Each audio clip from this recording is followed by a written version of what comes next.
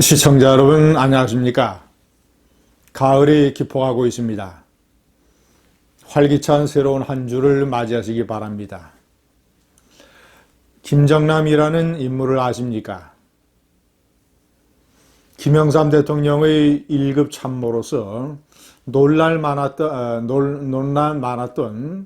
김영삼 대통령의 취임사에 깊숙이 관여했던 인물, 그리고 집권 후에는 초기 청와대의 교육문화수석을 맡았던 사람입니다. 민주화 운동권 세력들 사이에서는 민주화 운동의 대부, 막후 기획자, 비밀 병기 이렇게 불리는 사람입니다.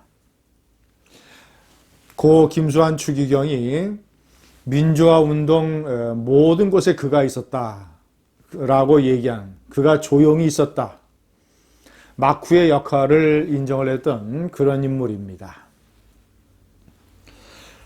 그가 한겨레 신문과의 인터뷰에서 문재인 정권의 핵심 세력이 되어 있는 운동권을 신랄하게 비판을 했습니다. 그 내용은 곧 소개를 해드리겠습니다.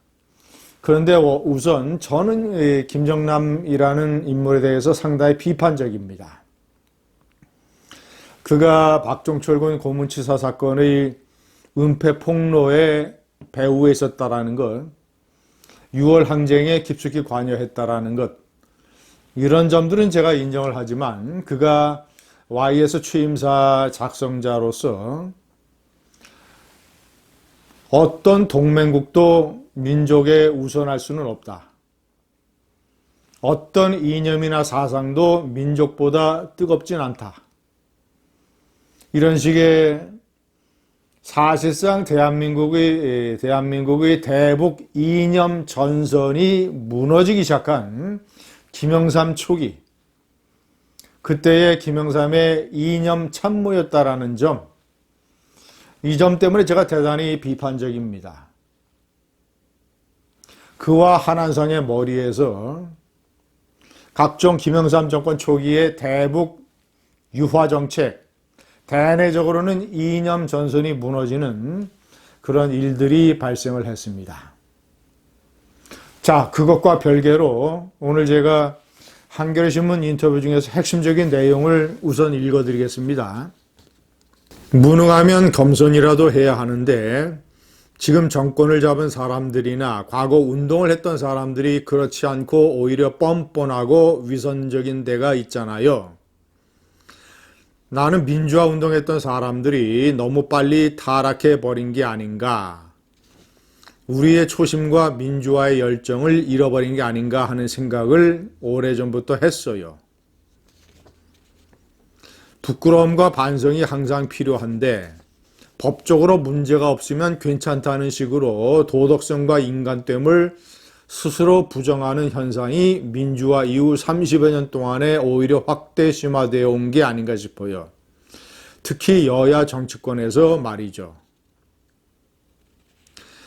지금 권력의 주체가 일단은 민주화 세력이잖아요. 그게 아니면 이런 얘기를 할 필요도 없어요.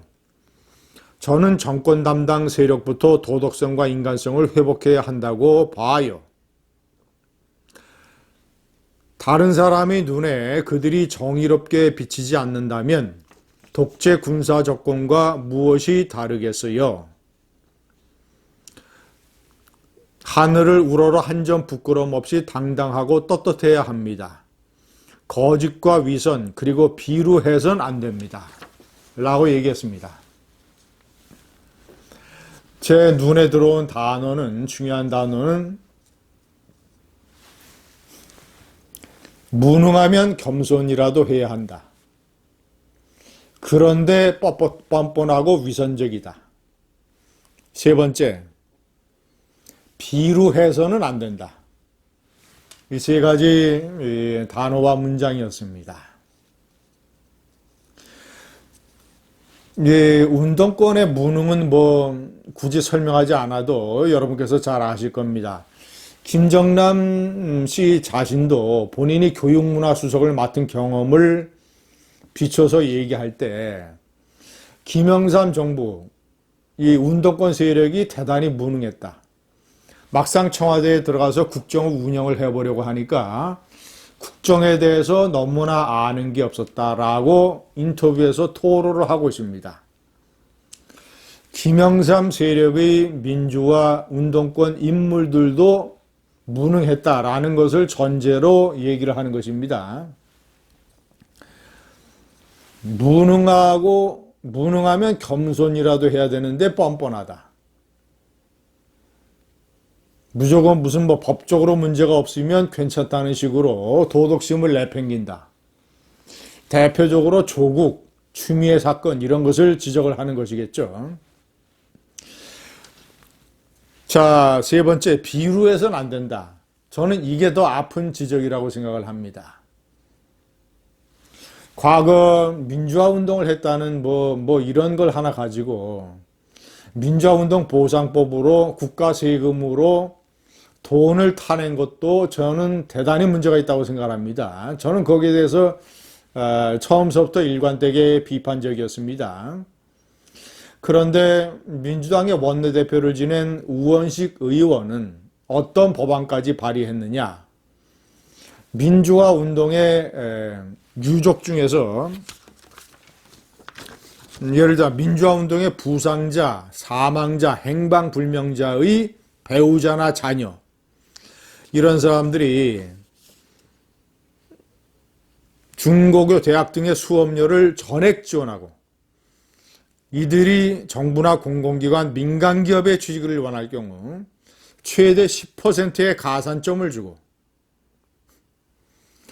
중고등학교의 경우에는 이들이 입학 의사를 밝히면 학교는 입학 정원의 3 내지 6% 범위 내에서 이들을 입학시켜줘야 된다.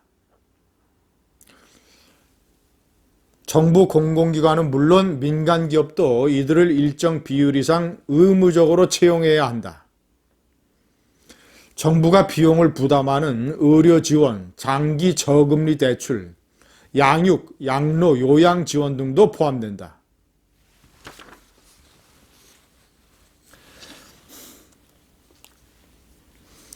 국가유공자나 순국선열, 애국지사의 유족들도 이 정도의 혜택은 받지 못하고 있습니다. 우원식 의원의 설명에 따르면 특혜 대상자가 한 800명 정도 된다고 합니다. 시청자 여러분, 저는 결론적으로 얘기해서 한국 사회의 민주화 운동이라고 하는 것은 평가가 그때그때 다 달라야 됩니다. 6월 항쟁, 박정철 고문차 사건 이럴 때의 민주화 운동과 박정희 대통령의 애국 독재가 진행됐을 때에 반정부 운동을 했던 민주화 운동 이들에 대한 평가가 다 달라야 됩니다. 왜냐하면 그때그때 처한 국가적 상황에 따라서 국가가 어떤 노선을 취해야 될 것인가에 관한 판단이 다 다르기 때문입니다. 박정희 대통령의 애국 독재 이런 시절에는 인권과 자유, 특히 일부 계층에 한한 것이었습니다만은 정치적 자유, 이념적 자유, 이런 것들을 불가피하게 제한을 하고 국가 에너지를 수출과 중화공업, 경제, 국가 발전에 그리고 자주국방 이런 데에 쏟는 국가 노선이 훨씬 더 국익적으로 옳았다. 애국적인 노선이었다. 예를 들면 1964년 한일 회담에 반대한 6.3 사태, 이런 것들, 그때 박정희 대통령의 한일 회담, 한일 수교, 일본으로부터 경제 자금을 끌어들이는 선택이 오히려 옳았다. 때문에 훨씬 더 애국적인 일은 박정희 대통령의 애국 독재예요. 물론 그때는 유신 독재 이전이지만 박정희 대통령의 근대화 국가 발전 노선이었다. 때문에 6.3 사태 같은 것, 한일 회담에 반대한 것은 오히려 국가의 발전을 가로막는 비애국적인 노선이었다라고 저는 판단하는 것입니다. 때문에 6.3 사태서부터 이제 민주화 운동의 출발이라고 해서 잔뜩 보상을 해줬습니다. 그런데 이제는 그 유족들에게까지 왕창 특혜를 주자는 시즌2를 하자는 겁니다. 어떤 민주화 운동들은 상당수가 되는데, 예? 보상을 받았다고 하는 민주화 운동들은 결코 보상을 받아서는 안 되는 것이며, 결코 이런 유족들의 무슨 특혜, 이런 것으로 거론이 돼서는 안 되는 대상들입니다. 잘못된 국가 노선이었습니다. 오히려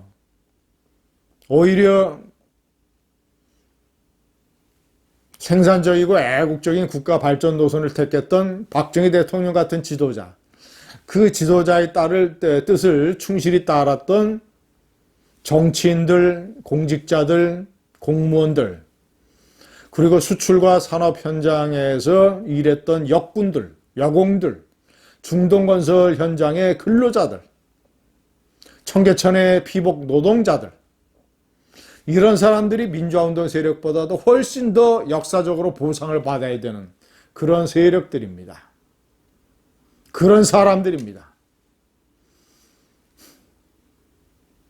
김정남 씨가 아프게 지적을 했던 이 무능한데도 겸손하지 않고 오히려 뻔뻔한, 비루하기까지 한 대표적인 경우가 우원식 의원이 발의한 유족들에게 특혜를 주자는 이 법안입니다. 감사합니다.